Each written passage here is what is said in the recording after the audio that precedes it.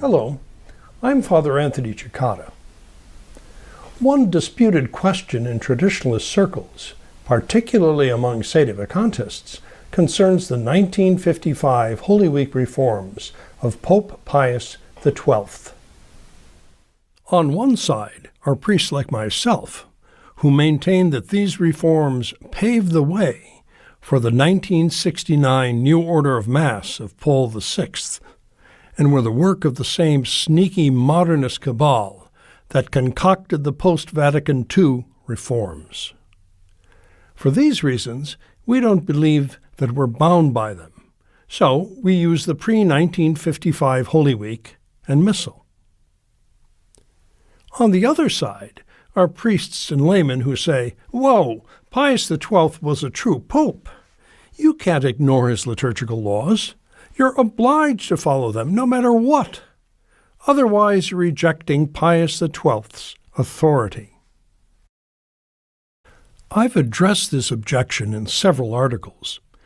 Liturgical laws that were objectively good and obligatory when they were promulgated, I've shown, are like any other ecclesiastical law.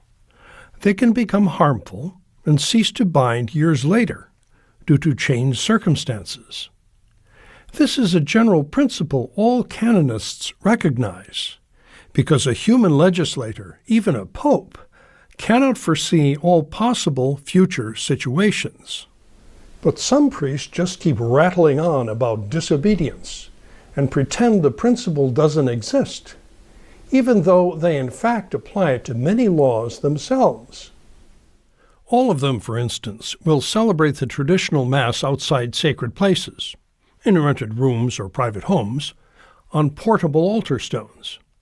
But these practices clearly violate liturgical laws promulgated by the Council of Trent, Pope Benedict XIV, Pope Pius VII, and Pope St. Pius X. So, do I accuse them of rejecting laws promulgated by a legitimate pope, or acting in defiance of the orders of Trent, Benedict XIV, Pius VII, and Pius X? Not at all. These priests recognize that slavishly following these laws in the post-Vatican II wasteland would not only create grave inconveniences, but also harm, if not render impossible, large parts of their apostolate. Thus they acknowledge the general principle that I merely apply to the Holy Week reforms. So come on, fathers, give me a break. But that said, one St. Patrick's Day, I was mulling over my Pius XII Holy Week file, and I wondered aloud, what would Pope Pius XII tell me to do? He was the legislator, after all. I wish I could go back, present him with the evidence, and ask him if I'd still be bound by it all. Well, sure enough, it being St. Paddy's Day, a contingent of leprechauns bearing green cupcakes and a time travel pistol arrived at my office door to grant my wish. "We've heard your reverence would like to take his case to the angelic pastor himself," one of them said, as they presented the cupcakes. "So here you go," he said, aiming his time travel pistol at me. "Back to 1957 with you, to His Holiness's own office, and mind your P's and Q's with Mother Pasqualina." Suddenly, there I was, before the austere and dignified, but somewhat surprised, figure of Pius XII. "Mamma mia, da dove vieni?" he said. "From America, Your Holiness." Ever the suave diplomat, the pontiff maintained his composure, even after I explained I'd arrived from the year 2018 by time machine. "Another American gadget," he opined. "But since Cardinal Spellman will be arriving for his St. Patrick's Day visit in a few minutes, we can practice our English with you. I'm most grateful. Could I then ask Your Holiness a few questions about the Holy Week reforms you just promulgated in 1955? It seems that they eventually led to a few problems in the liturgy that Your Holiness didn't foresee. Such as?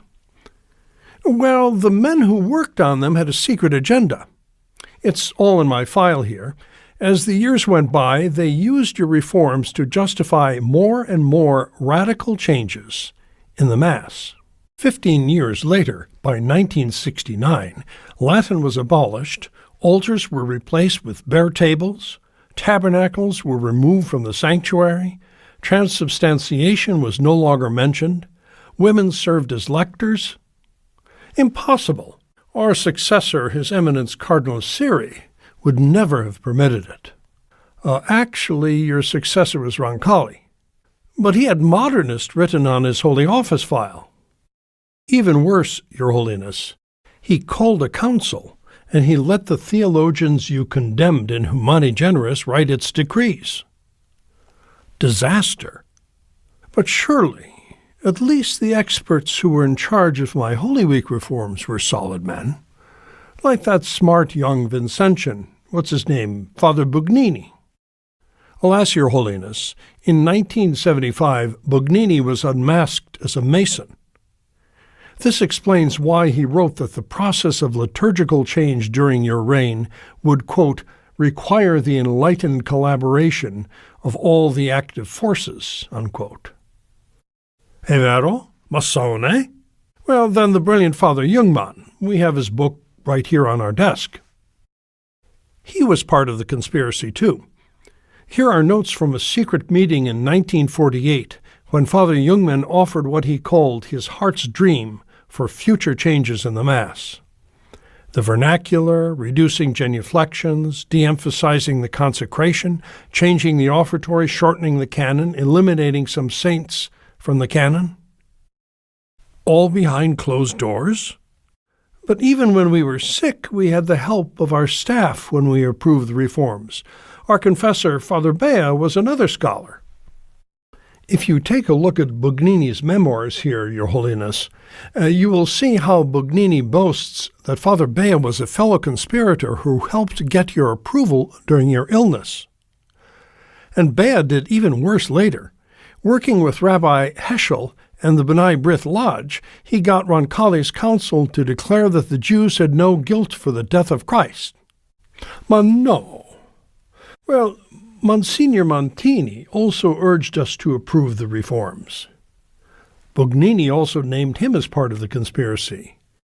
Well, we did have some worries about Montini. They were more than justified, Your Holiness. If you look at this photo, he became a Lutheran and celebrated the Lord's Supper. I knew it! No, even worse. The 1963 conclave elected him Pope to succeed Roncalli.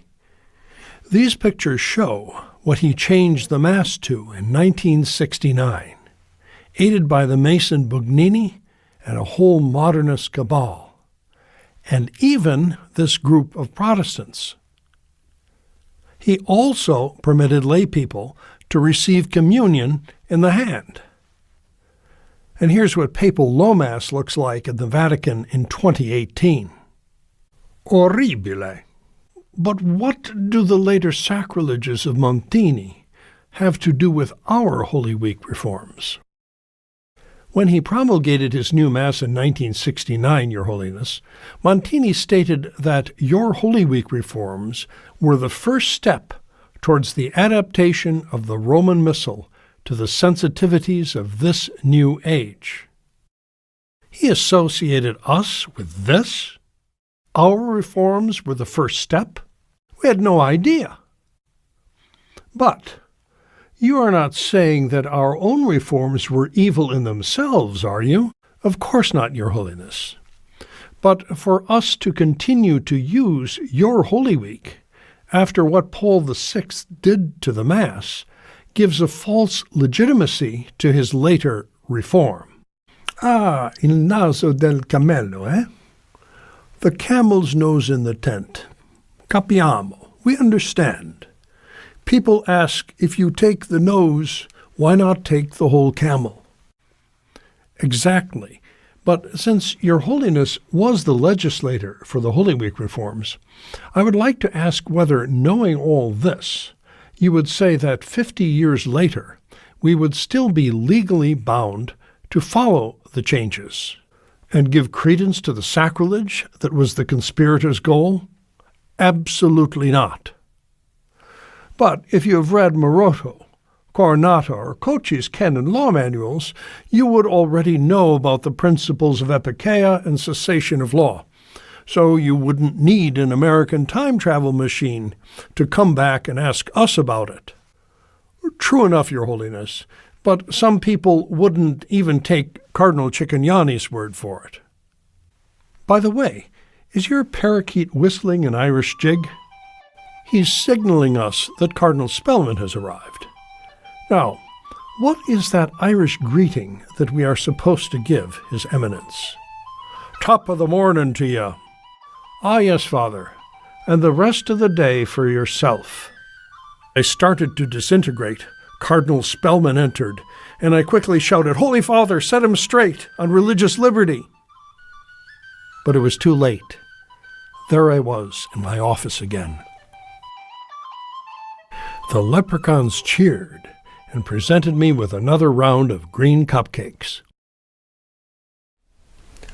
To conclude, if the Supreme Legislator Pius XII knew all we know about what the reformers were really up to, do you think our little scenario would still be that far-fetched? But we do have the facts before us. Bugnini, the great architect of the liturgical revolution, told us that the Pius XII reforms were a bridge between the old and the new that led to a new city. And we do have the canonical principle to apply.